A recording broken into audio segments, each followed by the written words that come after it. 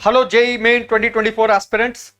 आज जिस टॉपिक को या जिन टॉपिक्स को हम देखेंगे वो है method of differentiation, limits, continuity and differentiability and quadratic equations and expressions. ये तीनों ही चैप्टर थोड़े लंबे और लेंदी क्वेश्चंस के लिए जाने जाते हैं, बट यहां पे ध्यान देने की जरूरत है कि अगर हम पहले से तैयार रहें तो हम क्वेश्चन को देख के ट्रैप में नहीं जाते। पहला टॉपिक मेथड ऑफ डिफरेंशिएशन। इसमें सबसे ज्यादा प्रैक्टिस जो तुम्हें करनी है, जिसका सबसे ज्यादा ध्यान रखना है, वो स्मार्ट डिफरेंशिएशन का। कहने का मतलब यह है कि किसी क्वेश्चन में एफएक्स के बारे में कुछ इक्वेशन या कुछ रिजल्ट दिया है और उसके थर्ड, फोर्थ, फिफ्थ या सेकंड डेरिवेटिव से रिलेटेड कोई वैल्यू पूछी है, तो जैसा कहा गया है वैसा करने का मतलब हम ट्रैप में फंस गए, क्वेश्चन लेंथी हो जाएगा। तुम्हें घर पे इसकी भरपूर प्रैक्टिस रखनी है, जहां हम फंक्शंस की उस इक्वेशन को स्मार्टली डिफरेंशिएट करते हैं और उस रिजल्ट को ध्यान में रखते हुए आगे बढ़ते हैं। इस किस्म के ढेरों क्वेश्चंस की प्रैक्टिस करके रखना ये बहुत ज्यादा इंपॉर्टेंट है कि हम इसको ध्यान रखें, बिकॉज एग्जाम में पहली बार ट्राई करने पे ये नहीं होगा, ये क्लिक नहीं करेगा जब तक तुमने उसकी पहले से आदत नहीं डाल रखी है। जिस चीज को हम कह रहे हैं ये वो क्वेश्चंस हैं जहां फंक्शंस के बारे में 2-4 इनपुट दिए हो और थर्ड, फोर्थ डेरिवेटिव से किसी पर्टिकुलर वैल्यू पे पूछी गई हो, तो यहां हमें बैक कैलकुलेशन करके रिजल्ट निकालना होता है। इसके अलावा मेथड ऑफ डिफरेंशिएशन में कई क्वेश्चन फंक्शनल इक्वेशन के इंपॉर्टेंट बनते हैं तुम्हारे लिए, जिसको तुम्हें बहुत ध्यान से समझना है। फंक्शनल इक्वेशन अब हर चैप्टर में बहुत इंपॉर्टेंट है। ये वो क्वेश्चन है जहां फंक्शन का नाम साइन, कोसाइन, ट्रिग्नोमेट्रिक, पॉलिनोमियल नहीं होता, एक इक्वेशन दी होती है, उससे रिलेटेड रिजल्ट होते हैं। मेथड ऑफ डिफरेंशिएशन के पॉइंट ऑफ व्यू से तुम्हें फंक्शनल इक्वेशन सॉल्व करने की जरूरत शायद ना पड़े, बट उस फंक्शनल इक्वेशन से जो 4 ऑप्शंस में इनपुट है वो पूछे जाने चाहिए, या पूछे जाए तो उसका आंसर पता होना चाहिए। तो बड़ा सिंपल सा तरीका है कि पहले से प्रैक्टिस करके रखो, सारा फोकस इन क्वेश्चंस पे रखो कि अगर कोई फंक्शनल इक्वेशन दी है, वो सेकंड डेरिवेटिव की हो सकती, फर्स्ट डेरिवेटिव की, सॉल्व तो करना नहीं है, तो वो 4 रिजल्ट्स जो ऑप्शन में पूछे गए उनको देख के समझना है कि क्या करने पे वहां पहुंचेंगे। ये मेथड ऑफ डिफरेंशिएशन का कोर है। फर्स्ट डेरिवेटिव, सेकंड डेरिवेटिव की वैल्यू निकालना बड़ा आसान होता है, लेकिन जिस पर्टिकुलर वैल्यू पे पूछी गई है, से for example inverse trigonometric function का रोल इसमें इंपॉर्टेंट होता है कि हम फंक्शंस को पहले अपने हिसाब से मॉडिफाई कर लें तब डिफरेंशिएट करें।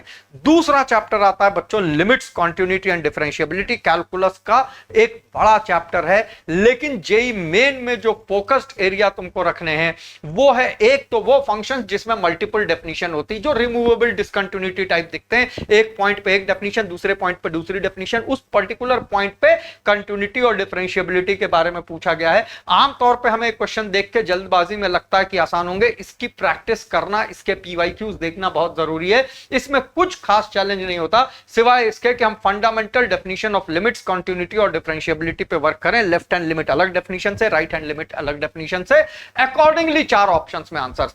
ये एक बहुत इंपॉर्टेंट एरिया है। दूसरा आता है इसमें कंपोजिट फंक्शन का एरिया, जहां एक फंक्शन दे रखा है, दूसरा फंक्शन दे रखा है। ऑब्वियस सी बात है, ऑब्जेक्टिव टाइप पेपर में, एग्जाम में तुम कंपोजिट फंक्शन बनाने नहीं बैठोगे, तो तुम्हें यह ध्यान रखना पड़ेगा कि जिस पॉइंट पे कंटिन्यूटी डिफरेंशिएबिलिटी पूछी है, कंपोजिशन का मैनिपुलेशन उसी पॉइंट पे करो, पूरे फंक्शन का कंपोजिशन बनाने की जरूरत नहीं है। इसको बहुत ध्यान से देखना, ये रिस्की क्वेश्चन होते हैं क्योंकि आमतौर पे तुम पूरे कंपोजिशन बना के तब उस पॉइंट पे वर्क करते हो, जो कि गलत या टाइम कंज्यूमिंग भी हो सकता है। इसके लिए तुमको सिर्फ इसकी प्रैक्टिस, पीवाईक्यूज देखना है, ताकि तुम्हें आइडिया रहे कि इस पर्टिकुलर में क्या करना है। नटशल में कहें तो अभी तक इस चैप्टर में जो बताया, क्वेश्चन पढ़ने के बाद, ऑप्शन पढ़ने के बाद ही डिसीजन लेना, विच इज द अप्रोच। एक बहुत अच्छा क्वेश्चन बनता है लिमिट्स, कंटिन्यूटी, डिफरेंशिएबिलिटी में, जो बहुत ही ज्यादा इंपॉर्टेंट है अब जेई मेन के हिसाब से, वो है मल्टीपल डेफिनेशन में इंटरवल में वेरिएबल डाल देना। यानी एक्स की वैल्यू सिंपली जो है टी से t+1 तक चली गई, अब टी वेरिएबल है तो वो इंटरवल शिफ्ट कर रहा है। ये कभी लगता था कि बहुत बड़ा क्वेश्चन है, लेकिन अब इसके बहुत छोटे छोटे वेरिएंट्स जेई मेन में बहुत इंपॉर्टेंट बन जाते हैं।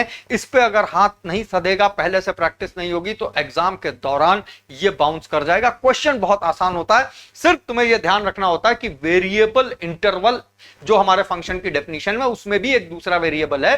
पैरेलली ग्राफ बना के इन क्वेश्चन को करते हैं। ये 3 एरिया बहुत इंपॉर्टेंट है लिमिट्स, कंटिन्यूटी, डिफरेंशिएबिलिटी के। ज्यादातर एक समझ बनती है कि अगर तुम डिफरेंशिएबिलिटी का क्वेश्चन में जगह जगह मॉड लगा दो, तो ऐसा माना जाता है कि बच्चे मॉड जो है एक्सपैंड करने बैठ जाएंगे and they get into the trap. तुम्हें उस ट्रैप में नहीं फंसना है, तुम्हें पहले से ही डिफरेंशिएबिलिटी की प्रैक्टिस मॉड फंक्शंस के लिए दिमाग में रख के करनी है कि हमें मॉड वहीं ओपन करना है जिस पॉइंट पे ऑप्शंस में पूछा गया हो। तो ये लिमिट्स, कॉन्टिन्यूटी और डिफरेंशिएबिलिटी चैप्टर का क्रक्स है, जहां सबसे ज्यादा इंपॉर्टेंट यही सारी चीजें हैं। नेवरदलेस फंक्शनल इक्वेशन पूरे कैलकुलस में डोमिनेट करती है, तो उसकी आदत डाल दो। फंक्शन का नाम ट्रिग्नोमेट्रिक पॉलिनोमियल नहीं भी है तो भी फंक्शनल इक्वेशन एक अच्छा इंपॉर्टेंट पार्ट बनता है क्वेश्चन का। ये बहुत सीरियस वो है कि तुम इसको अभी से देखो, वरना एग्जाम में दिक्कत होती है। इस पे पूरा ध्यान दो, पूरा फोकस इस पे रखो। चलते हैं आखिरी chapter quadratic equations and expressions की तरफ। इसमें ध्यान रखना क्वाड्रेटिक इक्वेशंस के साथ एक्सप्रेशंस भी आता है, बट जेई मेन के पॉइंट ऑफ व्यू से मैं तुम्हें सजेस्ट करूंगा कि सबसे ज्यादा प्रैक्टिस उन बड़े क्वाड्रेटिक की करो जो देखने में क्वाड्रेटिक नहीं है बट किसी सब्स्टिट्यूशन के बाद क्वाड्रेटिक बनते हैं। एक लॉगरिथमिक का बहुत बड़ा एक्सप्रेशन है, उसमें किसी एक पर्टिकुलर वैल्यू को z सब्स्टिट्यूट करो तो वो z में क्वाड्रेटिक है।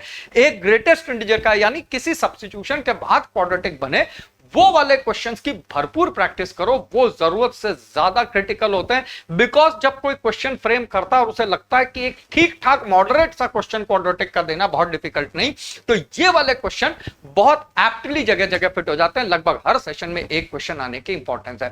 दूसरा जो सबसे क्रिटिकल बनता है वो है विएटाज रिजल्ट।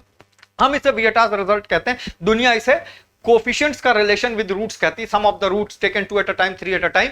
इसको ध्यान रखना, क्वाड्रेटिक में ही क्यूबिक के क्वेश्चन पूछे जाएंगे। तो sum of the roots, product of the roots, sum of the roots taken 2 at a time, उनके कोफिशिएंट से रिलेशन, और इसकी वजह से जो क्वेश्चन बनते हैं जहां एक पर्टिकुलर कोफिशिएंट्स एपीजीपी एचपी में या रूट्स एपीजीपी एचपी में दे दिए गए, इस तरह के जो रिजल्ट कोफिशिएंट से रिलेट होते हैं ये पावरफुल होते हैं। इन्हीं में एक लेवल जब आगे बढ़ जाते हैं तो जेई मेन के पॉइंट ऑफ व्यू से भी अब इंपॉर्टेंट है, वो है न्यूटन्स फॉर्मूला या रिकरेंस रिलेशन। कहने का मतलब ये कि अल्फा बीटा किसी क्वाड्रेटिक के रूट्स हैं, तो alpha plus beta, alpha beta के कॉम्बिनेशन बहुत से लोग पढ़ते हैं, लेकिन अगर 2024 में alpha raise to 2024 plus beta raise to 2024 के बारे में कुछ पूछ लिया गया तो जाहिर सी बात है तुम उतना बड़ा फैक्टराइजेशन करने वहां नहीं बैठोगे। इसका मतलब alpha raise to something plus beta raise to something का कोई एक रिकरेंस बनेगा जिसके थ्रू 2024 तक पहुंचोगे। ये एक इंपॉर्टेंट क्वेश्चन है, बिकॉज अगर इस ट्रैक से नहीं गए तो ये क्वेश्चन फिर किसी और ट्रैक से नहीं हिलता। और ये क्योंकि क्वाड्रेटिक है तो दो रूट्स के हिसाब से ये बहुत अच्छे क्वेश्चन बनाते हैं, जेई मेन लेवल के अंदर हैं, और डिफिकल्टी लेवल ज्यादा ना होते हुए भी ज्यादा हो जाती है अगर तुम इसके लिए पहले से तैयार नहीं हो। तो न्यूटन्स फॉर्मूला यानी अल्फा बीटा और अल्फा प्लस बीटा के कॉम्बिनेशन वाले सारे रिजल्ट्स, उसमें हायर डिग्री के रिजल्ट्स पे बगैर एफर्ट कैसे पढ़ते हैं, इसकी क्वेश्चंस बहुत सारे तुम्हारे पास हैं। पीवाईक्यूज देखो, उन पे प्रैक्टिस भरपूर कर लो। लास्ट इन क्वाड्रेटिक इक्वेशंस, कोई एक्सप्रेशन इनइक्वालिटी या ज्यादा बड़ी चीजों की जरूरत नहीं है जेई मेन में। लास्ट आता है फॉर्मिंग क्वाड्रेटिक इक्वेशन। कुछ रूट्स, कुछ इनपुट्स दिए हुए हैं, उनकी वजह से क्वाड्रेटिक बनाना। क्वाड्रेटिक बनाना सुनने में अच्छा लगता है, x square minus sum of the roots times x plus product of the roots, but sum of the roots और product of the roots directly ना देके जब इनडायरेक्टली दिए जाते हैं और हमें पहले से उसका एक्सपोजर ना हो तो हम उस क्वेश्चन को यह समझ के कि आसान है उसमें टाइम बहुत वेस्ट करते हैं। उसकी भरपूर प्रैक्टिस रखना। क्वाड्रेटिक इनइक्वालिटी और उसके क्वेश्चंस जो नॉमिनल हैं, बहुत हाई लेवल नहीं, वही जेई मेन के हिसाब से इंपॉर्टेंट है। तो उस पर ज्यादा फोकस करने के बजाय substitution quadratic, Vieta's result, Newton's result, recurrence relation और forming typical quadratic equation with ugly data, जहां गंदी गंदी बड़ी वैल्यूज दी हो उसको देख के फटाफट क्वाड्रेटिक बनाना, इसकी प्रैक्टिस रखो।